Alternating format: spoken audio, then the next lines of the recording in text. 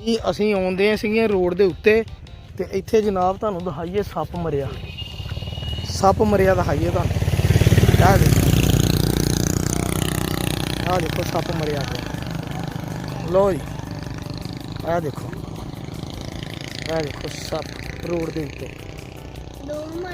ये की है अब्दुल्ला जी, ये स्नेक होता है। लेके चलें इसको? हैं घर पकड़ लो। अरे सोटी तो फाड़ इत्थों जरा इनू चेक करिए। मेरा ख्याल उत्तों की कोई चीज़ गुजरी है ये तो सप के उत्तों की कोई शै लंघी है ना। इलाका देख लो सप भी मौजूद है। सीधी कर ली जरा इनू। आह देखो उत्तों के मूँह के उत्तों कोई शै लंघ गई है। ਅਸੀਂ ਚੁੱਕ ਕੇ ਰੋਡ ਤੋਂ ਇਹਨੂੰ ਇੱਥੇ ਰੱਖ। ਆ ਲੋ ਜੀ ਓਏ ਹੋਏ ਚੰਗਾ ਲੰਮਾ ਸੱਪ ਸੀ ਬਈ। ਆ ਦੇ सप नहीं डुमुई है डुमुई के मुंह के ऊपर से ना कुछ चीज़ गुजर गई। ताकि ये देखा स्नेक है ना। वालेकुम अस्सलाम, क्या हाल चाल भाई जी? ठीक ठाक हो? और भाजी ठीक ठाक। ये तो फिर इतने इलाके की ये आम जी चीज़ होनी है ना, काफ़ी होंगे। लो जी ये मेरा ख्याल रात की किते इत्थे है ना किते गड्डी गुड्डी मूँह ही वह फिस गया। चलो हुण इत्थे आप कीड़ियाँ कूड़ियाँ ने खा लेना। देखा ये स्नेक होता है, सही है।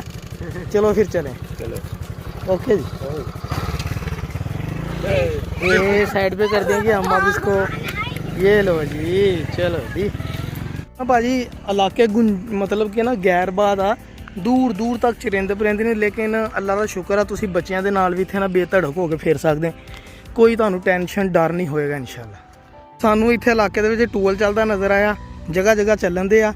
मैं अब्दुल्ला दी फायका और अली भाई असीं चले हुण नहाउण टूल ते जनाब।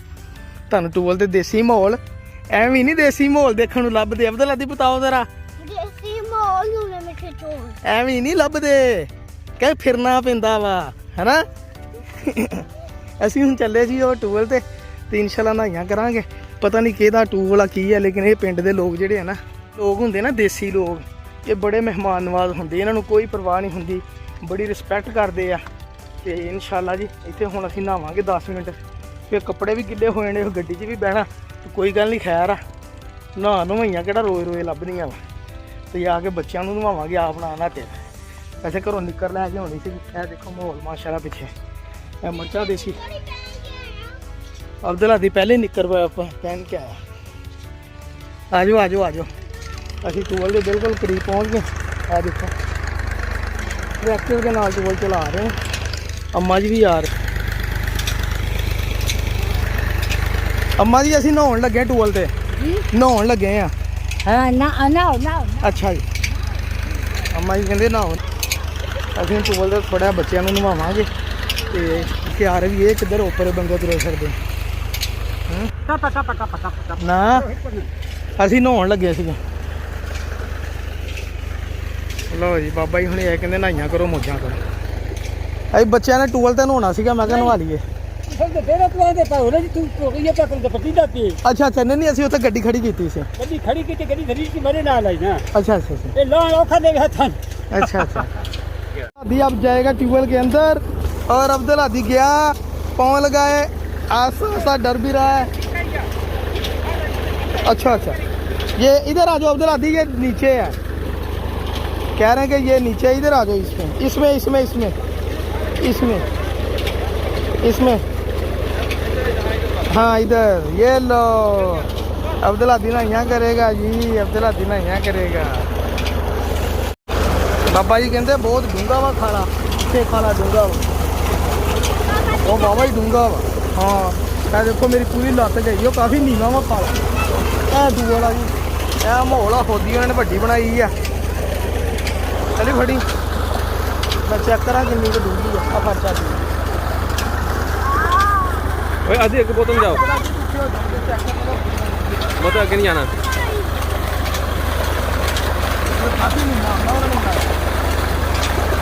नहीं अब्दुल्ला दी खड़े हो जाना, नीचे जाना, खड़े होना।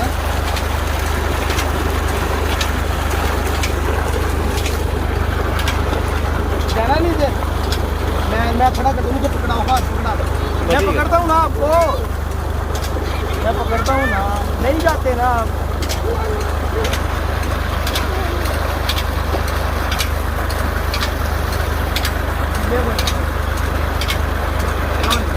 इतना इतना इतना था, बस ठीक है।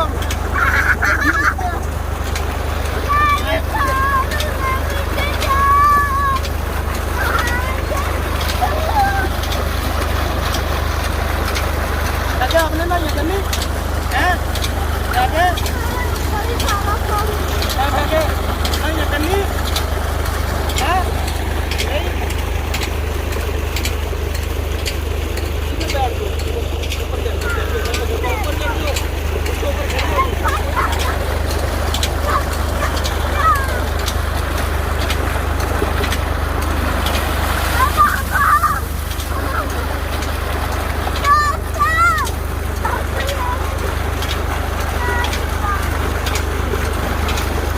लो ये ना यहाँ करो, एंजॉय करो। इधर आओ,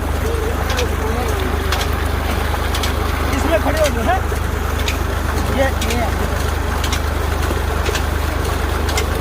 ये भी मैं बताता हूँ, एक मिनट एक मिनट, ये नहीं गिरा होगा, इसमें खड़े हो जाओ। अच्छे चलो ये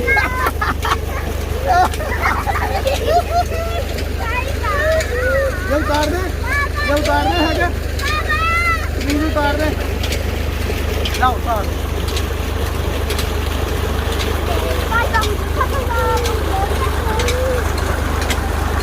इधर नहीं जाना, अब्दुल्ला दी अब्दुल्ला दी, आप इधर खड़े हो, मैं ऐसे करना ही है। इस साइड में दो। मैं किधर हो, अच्छी सही करूँगा। इधर हो, सही करो।